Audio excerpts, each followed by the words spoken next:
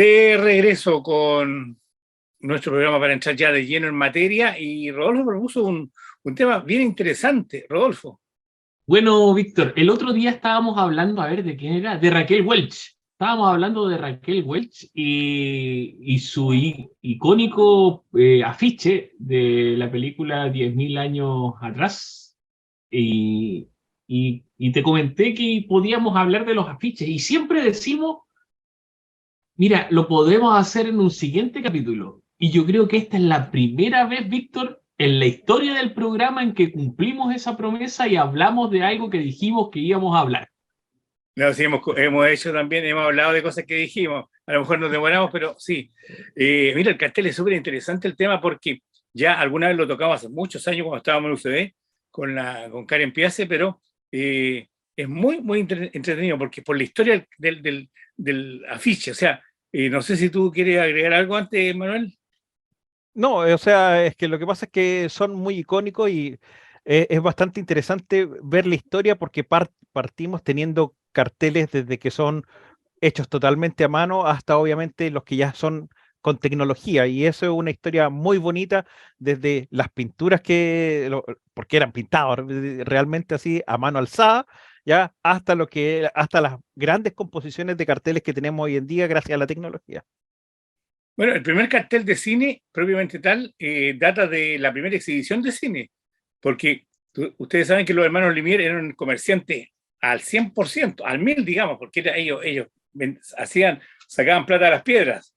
Y cuando van a hacer la primera exhibición de cine, que fue Obrera saliendo de la fábrica, fue Tren llegando a la estación, le encarga al más famoso cartelista y pintor francés de la época, estamos hablando del 1896. Ya, a lo mejor fue antes, a lo mejor fue antes que ellos hablaron, ¿cierto? Cuando estaban haciendo las primeras filmaciones, y le encargan que haga un cartel para promocionar la exhibición en el Café Indien, en los bajos del Café Indien, en el Boulevard de los Capuchinos en París, porque ahí se hizo la primera exhibición de cine. Y Toulouse-Lautrec, que en realidad se llamaba Henry Maric Raymond Toulouse-Lautrec, que era un hombre que nació en la aristocracia, pero que por un defecto físico que tuvo un accidente, no pudo enchufarse nunca en la parte aristocrática que le correspondía así como por cuna, digamos, y se dio cuenta que él era más aceptado en Montmartre que en la familia, en la aristocracia, y se va a vivir en esos lugares, en Montmartre, con borrachos, noctámbulos, bohemios, prostitutas, burdeles, y allí descubre que su pasión era la pintura. Entonces él comienza a hacer muchas pinturas. Recordemos que la escena típica de Cancán que aparece en los carteles tradicionales la pintó Toulouse-Lautrec. Y los hermanos Lumière le encargan que haga el primer afiche y lo hace Toulouse-Lautrec. Y de allí hay una carrera larga hacia adelante que Rodolfo nos podría contar mejor tal vez de esto, aunque todos estamos en conocimiento de ello. Claro, mira, aquí pasan cosas interesantes, Víctor. Primero con las técnicas de reproducción. Es decir, muchos no eran afiches y el cine las primeras décadas no era un evento masivo, no era algo que se estrenara mundialmente el mismo día. De hecho, los primeros afiches se hacían con litografía, que es como una especie de impresión, no con imprenta, sino un poquito más primitiva, con planchas litográficas, que es a ver, como muchas reproducciones de los cuadros de Dalí se hacían Dalí ocupaba mucho la litografía para reproducir sus cuadros. Mira, pongamos un ejemplo. Era Perdón, Rodolfo. prácticamente pintura. Un ejemplo, Rodolfo, porque aquí los chiquillos seguramente tienen bastante experiencia, cuando van a imprimir una polera, que hacen todo el cuento y la imprimen de a una, así era la litografía, o es todavía. Muy acertado ejemplo, Víctor. Y claro, como dijo Manuel, los primeros afiches eran prácticamente dibujos de eventos o de actores, y de esos tenemos hartos famosos, Víctor, o que nosotros hoy en día lo vemos y decimos, cierto, como por ejemplo el de Metrópoli. Metrópoli, cierto, tenemos este gran edificio, esta gran ciudad que uno lo ve e inmediatamente sabe de qué película estamos hablando. Sí, Manuel. A ver, eran bastante interesantes estos afiches que eran hechos directamente a mano, ¿ya? Yo recuerdo mucho, por lo fanático que soy, que era el clásico, el de Star Wars, de Una Nueva Esperanza, ¿ya? El donde se ve con Darth Vader en el fondo y se ve a Luke con Leia más adelante y Luke levantando la espada, ¿ya? Con un físico que no corresponde al personaje, pero te caracteriza, ¿ya? Lo que se quiere entregar, ¿ya? Y eso es lo que yo encontraba muy bonito, que se lograba hacer con este estilo de cartel, con este estilo de pintura, y también había más, o sea, como hay un tema de esta, este color que te deja la pintura es muy distinto al color que nosotros vemos ahora cuando se hacen las cosas digitales, ¿ya? Es un color que te da cierto tema de desgastado, es como ha pasado cuando hemos visto que pasan de las películas de grabarse en cinta, ¿ya? Y se va a mejorar, con el tiempo se ha ido mejorando la cinta, ya hasta pasar a tener cosas solamente tomadas en digital, que hay texturas, hay cosas que le dan cierta vida al cartel o le dan cierta añoranza para nosotros. Y eso es lo que a mí me gusta de cuando uno ve un recorrido de carteles, ¿ya? Y va viendo cómo va la progresión a través del tiempo de esto. Y el cartel de cine es tan importante que yo solamente, para dar un ejemplo, ¿ya? La película Full Metal Jacket, ¿ya? Fue muy mencionada y se pensaba que en realidad se llamaba Born to Kill, solamente por el cartel promocional que tenía el casco que decía Born to Kill, y la gente lo reconocía por eso. Hasta ese punto puede llegar a impactar uno de estos carteles, ¿ya? Algo que quiere expresar y que está muy bien logrado, ¿ya? Oye, Eso es. Manuel, tú diste con una película en el clavo, porque ¿cómo se llama la película en español? Full Metal Nacido Jacket, para matar, nacido para po. matar, po. Tal cual, pues Born to Kill. Y en inglés no era ese el título, po. Así Pero el es. afiche llevó a que se tradujera a todo el mundo hispano como Nacido para matar. Pero que ese otro programa entero, ¿ah? El de Sí. los títulos de las películas en Hispanoamérica, en Europa y en Estados Unidos. Ah, Pero mira, ya en que español. hablaba Rodolfo, el cartel previamente tal ya se masifica en los años 20 y de la mano de artistas, ya definitivamente artistas plásticos que van encargando, como tú dices, Metrópoli del año 1927 es como la más icónica, pero también hay otros carteles que de esos años son icónicos, como los de Charles Chaplin, por ejemplo, Ah, el The Kid, que en Argentina se sí. conoció como el pibe y en otros países se conoció como el niño, que en realidad, y en Chile se conoció como el pibe porque la copia vino de Argentina y los carteles de Argentina. Como en Argentina los niños le llaman pibe, aquí también la gente adulta la conoce como el pibe, pero bueno, eso fue en la década del 20. Y ya en la época de oro del cine, en los años 30, es cuando ya se produce un destape del cartel, ya hay aparte de lo artístico, se trata de hacer que la textura visual de un cartel pueda ser un gancho para que el público Mm. asista a la sala, y aquí vamos a lo que dijo Manuel de Nacido para Matar, ¿cierto? Esta película que hay que ver de todas maneras, y ya aquí se comienzan a construir carteles que son memorables, y bueno, aquí encontramos a Frankenstein, por ejemplo, la primera. En esta década se construye se crea el cartel del Mago de Oz, por decir algunos títulos que son importantes de esa época, y está ya en un modo art deco, ¿cierto? Y empiezan a verse carteles que ya son más creativos, más ilustrativos, donde a diferencia de lo que pasa, es porque solamente el Metrópolis es cuando el título está bien grande en el cartel de los años 20, pero aquí ya el título pasa a ser tan importante como la creación artística del cartel. Sí, Víctor, pasa algo interesante con los carteles de los años 30, y es que en los años 30 empieza a mezclarse ya la importancia del actor en la película. Es decir, el personaje, quién interpreta a este actor. Y además del título de la película, nos empieza a parecer que es la importancia de los actores en Metro Goldwyn Mayer, que en los años 30 ya es casi una de las industrias más importantes en el cine, y se empieza a dar una importancia que los actores antes no tenían, gracias a los carteles. Los carteles ayudan mucho a que la fama de los actores empiece a inflarse, y empezamos ya a acercarnos a la época dorada, como dices tú, del cine en Hollywood.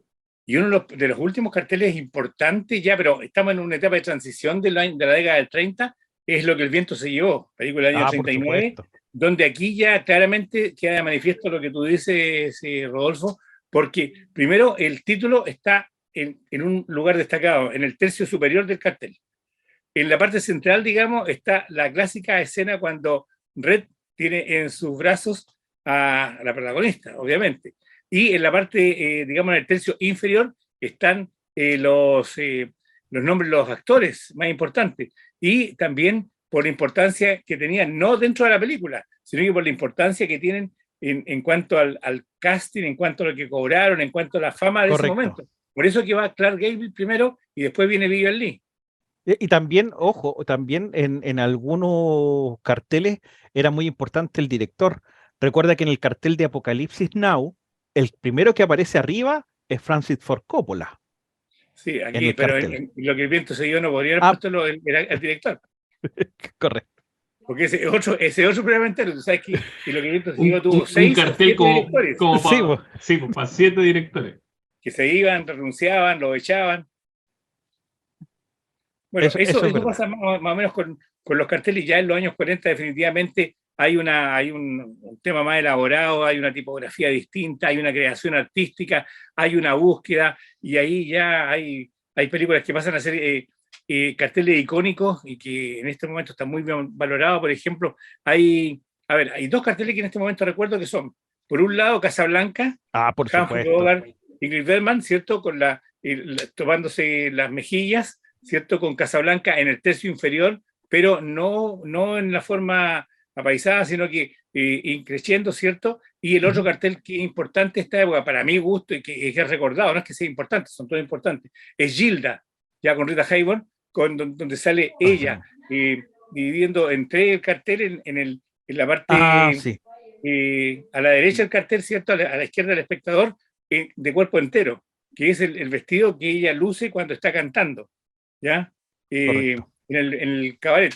Y en la parte derecha hay 2/3 del cartel donde aparece el nombre de Rita Hayworth grande, ¿cierto? La película Gilda, el título, etcétera. Sí, los carteles en los años 50 ya, Víctor, empiezan a madurar tal vez fotográficamente.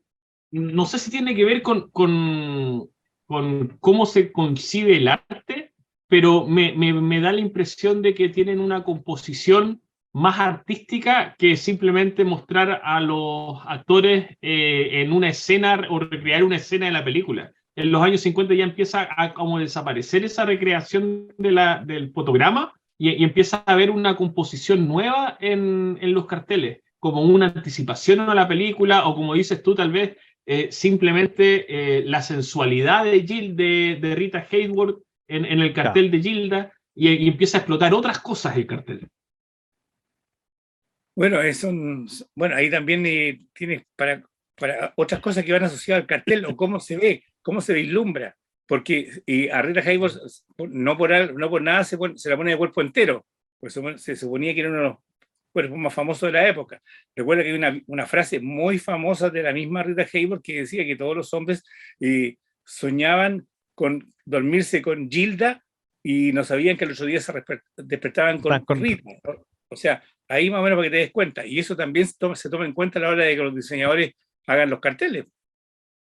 Era un tema de que en ese momento la sensualidad de las mujeres que eran muy curvilíneas, entonces eso vendía y se empezó a colocar muy de moda en la mayoría de los carteles de ese tiempo. O sea, colocar las actrices que estaban siendo como las mujeres más sensuales de ese momento se dieron cuenta de que atraía a una gran cantidad de público. Así es. Bueno, y después hay Oye, Dime. no, yo te decía que, claro, después ya nos saltamos principalmente a los carteles ya que son una fotografía y avanza a la era de la computación también, puedes decir. No, pero hay un antes, Rodolfo, que son en la década del 50, cuando ya de lleno llega el neorrealismo italiano y aparecen todas las películas de Fellini, ¿cierto? De toda esta, por ejemplo, la Dolce Vita. Es un cartel bastante no sé, para el espectador común, digo yo, bastante extraño, porque hay una mezcla, para mi gusto, entre el cartel de Gilda y el cartel de alguna película policial, siendo que quien el que aparece con un rostro así como policía, Marcello Mastroianni, que interpretaba a Paparazzo, que el fotógrafo que anda siguiendo a los actores, actrices en la película, ¿cierto?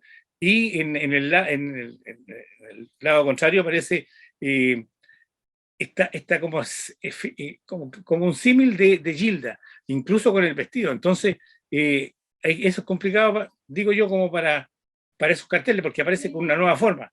Está también como la pintura en la forma de colorearlo, o sea, como, si vemos Cantando bajo la lluvia, es como acuarela. Yo no soy experto en plástica, ni mucho menos, pero pareciera acuarela. Y también tenemos luego el cartel de Ben-Hur, que es un Claro. bloque grande, donde hay una consistencia así casi arquitectónica de tu especialidad, Rodolfo, del título de la película Ben-Hur, con una cuadriga abajo. Muy al estilo de los 10 mandamientos también. Entonces, ahí ya empieza a cambiar el concepto. Creo que hay un poco más de libertad. Creo que, según yo, no se regirían por una moda, sino que ya hay una expresión más libre. Sí, yo creo, Víctor, que también se le va dando, tiene que ver con cómo va madurando la industria, es decir, la importancia del cartel en el cine. Es decir, que ahora tiene un espacio importante en el exterior del cine para poder invitar a ver películas y cobra también un tema importante, el tema de la distribución. Ya no era una sola película en un lugar, en los años 50 ya existían distribuciones nacionales, al menos en los países desarrollados, donde se pasaba en casi todas las ciudades la misma película. Manuel, ¿iba a decir algo? No, es que lo que pasa es que a mí ese tema de cuando empezamos con lo que tú dices, Ben-Hur, los 10 mandamientos, todo lo que las películas que fueron grandes epopeyas, Cleopatra, todo eso, tenía un estilo de cartel bien especial y bien centrado, yo creo que en el tratando de expresar de una manera muy fuerte el nombre de la película. Por eso tenías graníticamente ahí el Ben-Hur, ya con esa cosa sólida que decía en grande Ben-Hur, los 10 mandamientos también, ya con este Moisés que está a punto de romper las tablillas y que está cayendo en la de Cleopatra con Marco Antonio, ¿cómo es que se llama? Con Elizabeth Taylor también. Eso es lo que yo digo, uno va viendo cómo se van transformando y por los procesos que pasan los carteles, ¿ya? Y a la gente que le gusta el arte se tiene que fascinar por ello porque es muy bonito.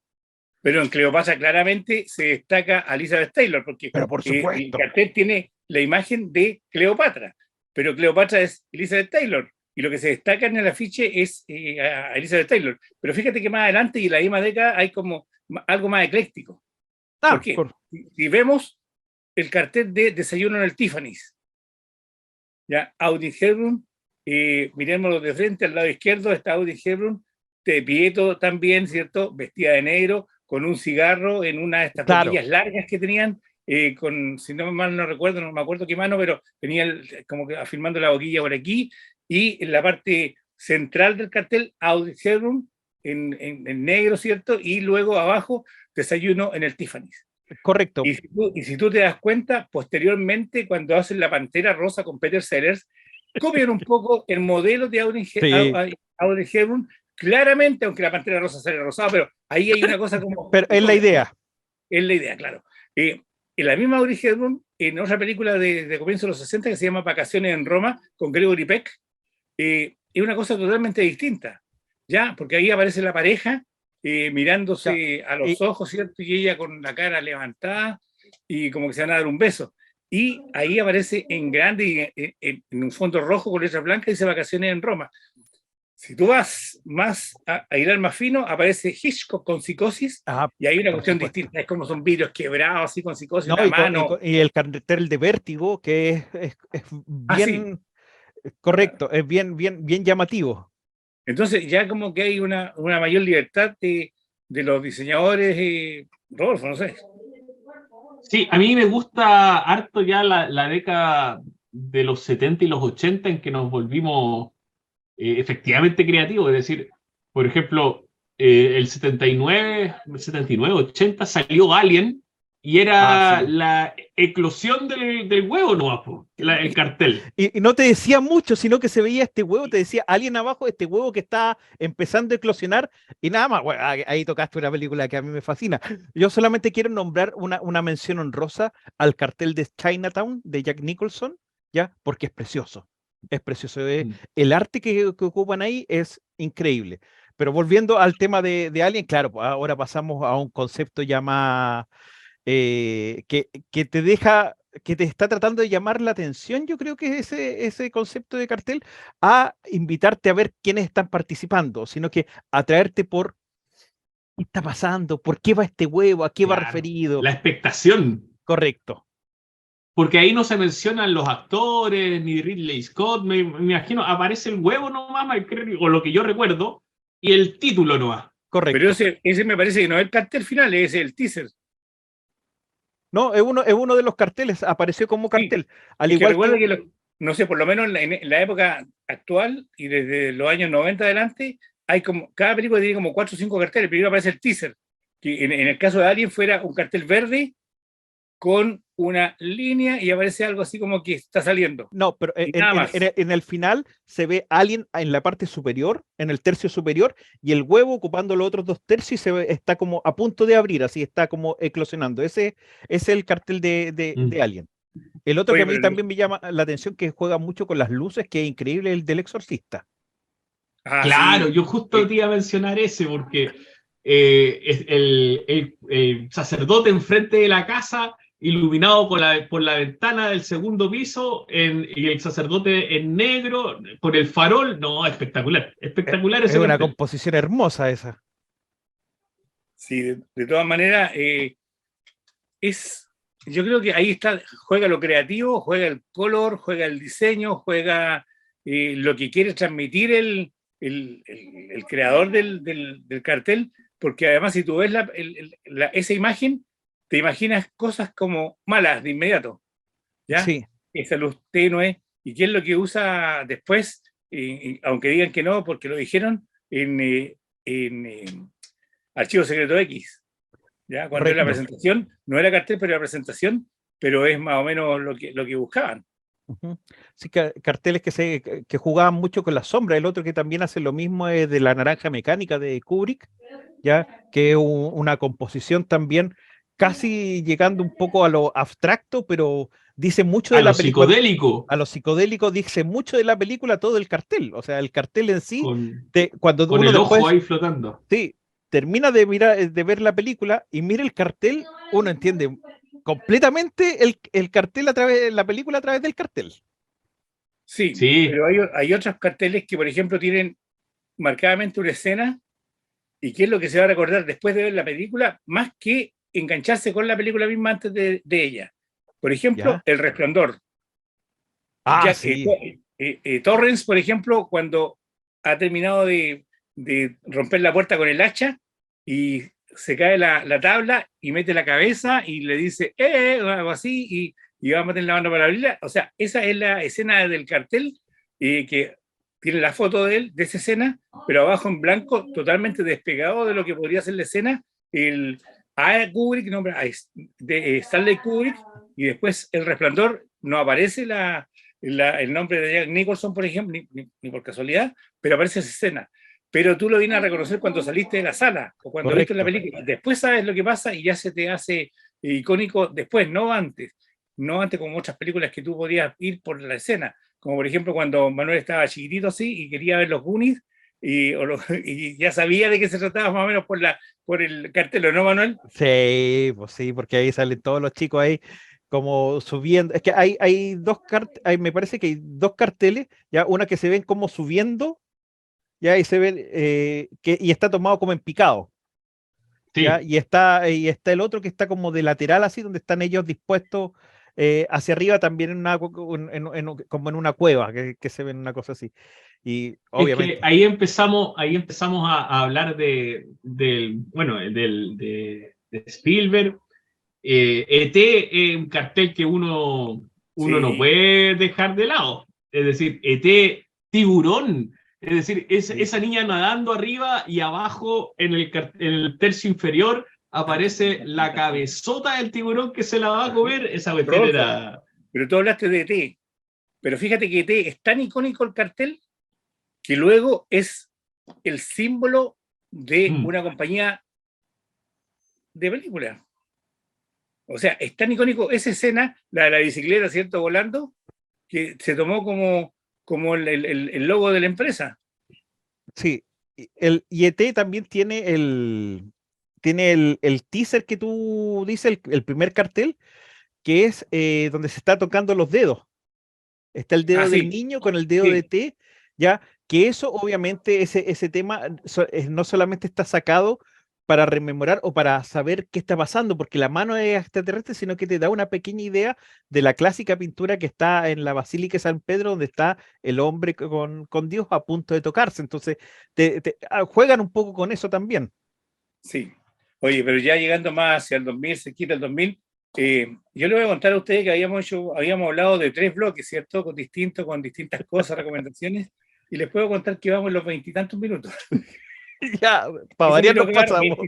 así que esto sería lo último. Bueno, ya llegando a esta última parte, por ejemplo, esta Belleza Americana, Oye, qué ¿cierto? gran cartel.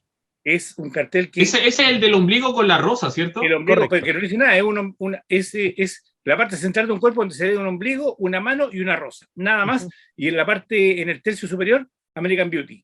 Sí, Punto. es genial, Ya. es genial. El silencio de los inocentes, Oh, que es una cara en blanco y negro, con ¿es la una cara de Jodie mariposa, Foster?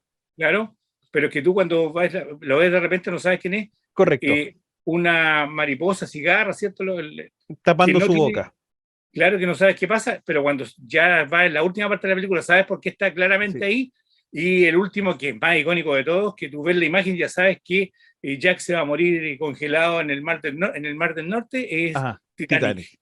Sí. Sí. O sea, mira, te nombro y ya sabes al tiro aquí. Entonces, eso pasa con esos carteles. Bueno, ya Oye, estamos. ¿sabes? Espérate, hay películas malas con grandes carteles. A mí me fascinó tanto el cartel de la amenaza fantasma con la sombra del niño transformada en Darth Vader Oh, en sí, la proyección de la sombra. Ahí sí, está. Víctor lo tiene ahí en su estudio. Ahí está. Oye, qué cartel más bueno.